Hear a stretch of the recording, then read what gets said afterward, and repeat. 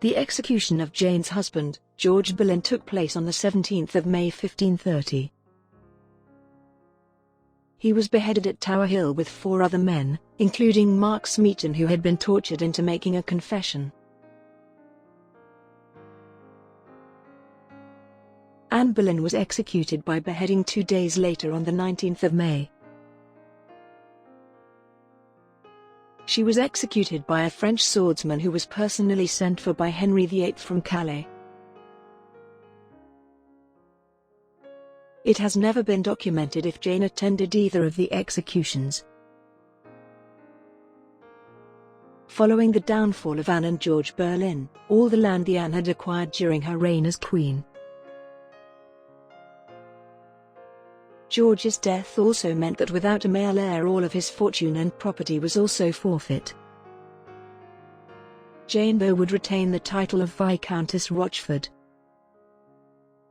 She would also initially remain absent from court whilst negotiating a financial future from the King's minister, Thomas Cromwell, and also her father-in-law Sir Thomas Boleyn. She would eventually secure a pension for 100, although this was not equal to her income when married to George Boleyn. Within a year of her husband's death, her financial situation was enough to return to court as a lady-in-waiting to the new queen, Jane Seymour, and was continued to be known as Lady Rochford. In 1537, Jane Seymour would pass away after childbirth. After Jane Seymour's death, it is unsure what Jane Boleyn's role at court was, but she would return as a lady-in-waiting for Henry VIII's new queen, Anne of Cleves. It was Jane's testimony that Anne had confided in her that her marriage to Henry had not been consummated, which allowed Henry VIII to annul his marriage to Anne. It was also widely known at this time that Henry's wandering eye had caught the attention of the niece of the Duke of Norfolk, Catherine Howard. When Henry eventually married Catherine Howard, Jane would keep her role as lady-in-waiting for the new queen.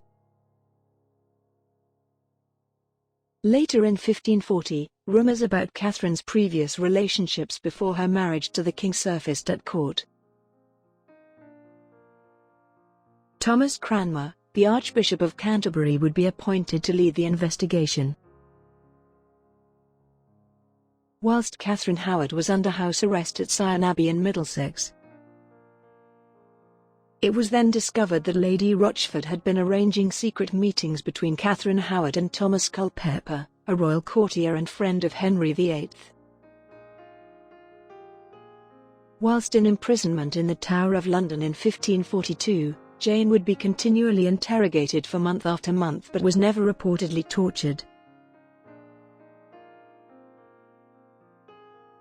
Such was the intensity of the interrogation it led to Jane have a nervous breakdown and being declared insane. At this time in England, it was against the law for a person who is insane to stand trial. But in his anger, Henry VIII would change the laws to ensure that people who were insane could be tried and executed for high treason. Jane would be sentenced to death on the same day as Catherine Howard, the 13th of February 1542.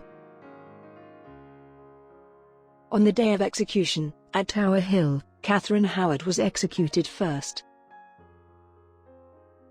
Then Jane would be led from the Tower to be executed shortly after. Her manner on the day was described as calm and dignified. It was reported that Jane Boleyn was killed with a one blow from the axe. She was reportedly 36 years old. She would be buried in the Tower of London, close to her relatives, her husband George Boleyn and her sister-in-law, Anne Boleyn. Also buried beside her would be her last queen, Catherine Howard. Jane's marriage to George Boleyn has been contradicted throughout history, with some historians seemingly believing that they had a happy marriage whilst others believe that Jane was a wicked woman who plotted the downfall of both her husband and sister-in-law. Jane and George, though, would both die without any children.